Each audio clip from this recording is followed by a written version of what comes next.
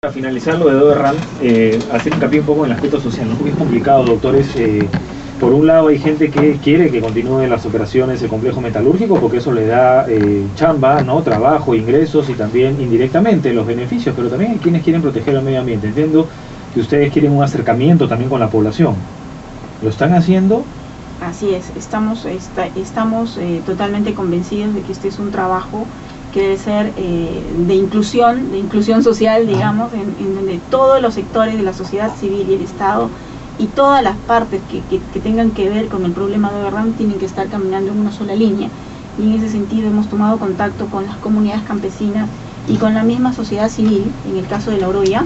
Inclusive hemos conversado con Monseñor Barreto y desde ya hacemos un llamado a la señora Rosa Amaro, que es la presidenta de este movimiento de salud por La Oroya, sí, ¿no? La invitamos a que se una a este proyecto de salvar a La Oroya y salvar también al complejo metalúrgico La Oroya y luchar juntos por lograr la calidad del medio ambiente, ¿no? Lo que notaba en la conversación es que se empieza a hacer viable este proyecto de Doberran de la mano del ambiente, pero y la pregunta que me hago es ¿qué pasaba antes, ¿no? ¿Por qué no se adecuaban al PAMA? ¿Por qué este problema social? ¿Por qué no pagaban a los acreedores? A ver, vamos a responderte con hechos, con los hechos. El por qué es un poco de especulación, pero los hechos eran... Claro, los hechos son los siguientes. Antes que llegáramos nosotros, había otra administración que tuvo parado el complejo metalúrgico durante 3 años, 2 meses. Ellos sostenían que la única manera de hacer la reestructuración era trabajando con los 3 circuitos, porque el complejo metalúrgico de La Oroya tiene 3 circuitos importantes: el circuito de zinc, el circuito de plomo y el circuito de cobre. El PAMA, que venció el 2007, implicaba 9 proyectos. Se hicieron 8 proyectos y no se hizo uno que era importantísimo para que funcione el circuito de cobre. Ese proyecto significaba hacer una planta de ácido sulfúrico para recoger todo el SO2, que es contaminante, lo recogía y lo convertía en ácido sulfúrico, y el ácido sulfúrico tiene muy buen precio de venta. Y también implicaba una modificación en el mismo circuito. Eso no se hizo, por lo tanto no se podía funcionar con el circuito de cobre, porque si funcionaba con el circuito de cobre, botábamos el CO2 y contaminábamos más sobre los estándares ambientales. La anterior administración exigía de que para poder funcionar y reestructurar tenían que funcionar con los 3 circuitos al mismo tiempo. Eso no lo entendemos por qué exigió eso. O sea, estamos hablando de hechos. El resto es especulación. ¿Por qué? Podemos hablar de eso también, pero primero quiero decirte cuáles eran la realidad. Nosotros más bien, a la hora que hemos ingresado a la administración, hemos determinado por qué se tiene que trabajar con los 3 circuitos. Marchemos con lo que se puede y dejemos lo que no. Marchemos con lo que está establecido y que no va a haber problemas con el medio ambiente, que son el circuito de zinc y el circuito de plomo. Claro está que ellos decían, oye, pero todo está interconectado, pero para eso existen los ingenieros. Si todo está interconectado, ver la manera de cómo funciona y hacerlo independiente, tal vez no se ganará igual, pero se podrá resolver un problema social, económico, importante para el país y al mismo tiempo sin contaminar.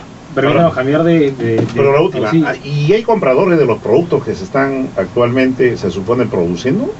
¿O ha habido algún disloque, entre comillas, entre lo que usualmente hacía la gestión anterior? No, al contrario. ¿Sí? La paralización de Doberran ha sido traumática, digamos, para la economía del país, porque es una de las pocas plantas que procesa una cantidad de metales y produce una cantidad más grande de sus productos, que así nomás ninguna fundición la produce. Entonces, en el caso de La Oroya, estamos produciendo ahora planchas de zinc o barras de zinc que inmediatamente tienen mercado y ya están colocadas. ¿Local o hacia afuera? Bueno, compran los traders locales y los venden hacia afuera. Qué interesante. Sí, no, es un gran negocio y ese es un problema macro que tiene que ver con toda la economía del país. Pero felicitarlos, porque ya ves que sí hay talentos y se puede trabajar como ustedes que le pueden dar un direccionamiento totalmente distinto a lo que puede parecer entrampamiento, ¿no? Y podrían incluso trabajar el el tema de conga, ¿no? Con mucha facilidad. Ya le dio la chamba, conga, bueno. Más trabajo. Y felicitaciones también porque en Universitario de Deportes por lo menos están logrando los resultados, ¿no? Lo que nos tiene felices. No solamente, aquí somos tres, aquí no es la mitad más uno, aquí somos los tres. Los 5 en todo caso. Los 5, entonces una mesa crema, y afuera también, ¿no? Sí. Bueno, en realidad el aspecto deportivo es importante, ¿no? Pero, y eso ya se sabe, está a la luz, pero el aspecto de la administración va avanzando bien, ¿no? Es verdad, en estos momentos estamos cumpliendo con todas las obligaciones que tiene el Universitario de Deportes, incluyendo los impuestos. Yo quiero mencionar, y lo he dicho ya en otras oportunidades, por primera vez, que después de 23 años se pagan obligaciones tributarias completas en el Universitario de Deportes. Y se le está pagando a los trabajadores, a los jugadores se les tiene al día, hasta los premios estamos cumpliendo. Creo que nos cuesta bastante porque nosotros cuando ingresamos a la Universidad de Deportes no había ni siquiera un listado de egresos.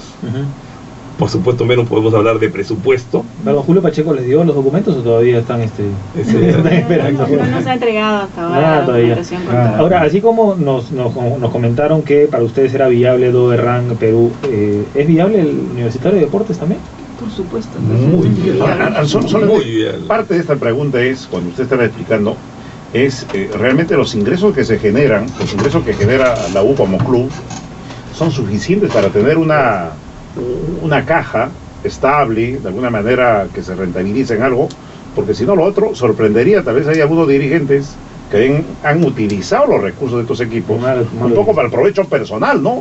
Y probablemente haya sido un mecanismo más de sobrevivencia y usufructo de los recursos de estos clubes, porque es inexplicable cómo es que ustedes sí pueden cubrir la planilla, cubrir los presupuestos y etcétera, y las gestiones anteriores no lo podían hacer tanto en Alianza, ¿no? Y la mayoría de los equipos han comenzado sincerando sueldos, ¿no? Bueno, nosotros no nos compete no ver ese tema, pero lo que sí les digo es que con todos los problemas que había, porque una cosa es agarrar el club a mitad de año con unos ingresos ya preestablecidos y donde era muy difícil conseguir más ingresos, lo cual hemos hecho, y otra cosa es comenzar a hacer un plan bien hecho y que creemos que Universitario de Deportes es totalmente viable.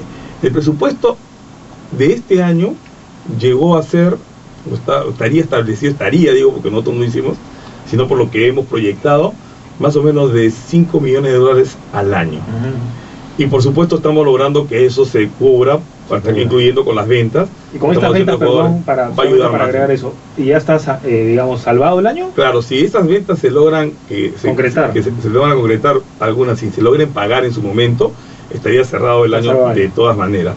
Pero lo más importante es que si hacemos una buena planificación, nosotros estamos convencidos que sobrado se cubren los 5 millones de presupuesto, y si hay 1 millón más de ingresos, 2 millones también se cubren, y todavía alcanzaría con algo más para poder pagar todas las acreencias de Universitario de Deportes en un plazo de 10, 15 años. Con los papeles que se tienen a la mano, ¿qué es lo que se ha detectado o qué pasó? ¿Se puede hablar de eso?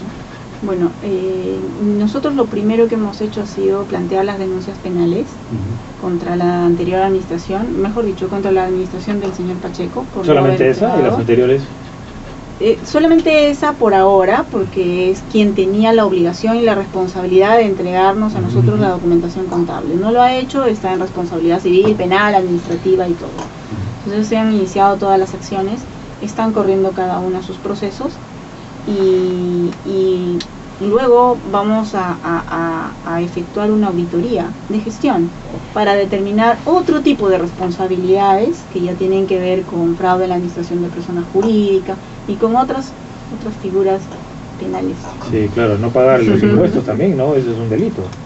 No, yo quería simplemente agregando a la pregunta que hacías, que cómo era posible que nosotros pudiéramos ir asumiendo las obligaciones y cumpliendo con todas las obligaciones y hasta pagar los impuestos. Un claro ejemplo es que la otra vez estábamos reunidos con el señor Manuel Burga y comentando un poco el éxito del clásico, y decíamos pues que en el clásico habíamos tenido la taquilla más alta de la historia y que habíamos obtenido más o menos 1.200.000 soles, ¿no? Y lo comentábamos en la federación y entonces nos dicen, ¿cómo? ¿1.200.000? ¿Están locos? No, sí, 1.200.000. No, pero no puede ser. Las anteriores gestiones, o la anterior gestión había declarado 200.000 soles. No, lo que había, claro, algo así parecido, lo que había pasado es que durante todo el año habían declarado, o están en las estadísticas de la federación, que había habido un ingreso solamente de 1.800.000 en total, en taquilla. Casi y nosotros solamente con el partido del Clásico y el partido con el Cristales teníamos 2 millones de ingresos. 2 millones de soles. Ustedes no entendían qué había pasado. Tampoco nosotros entendemos.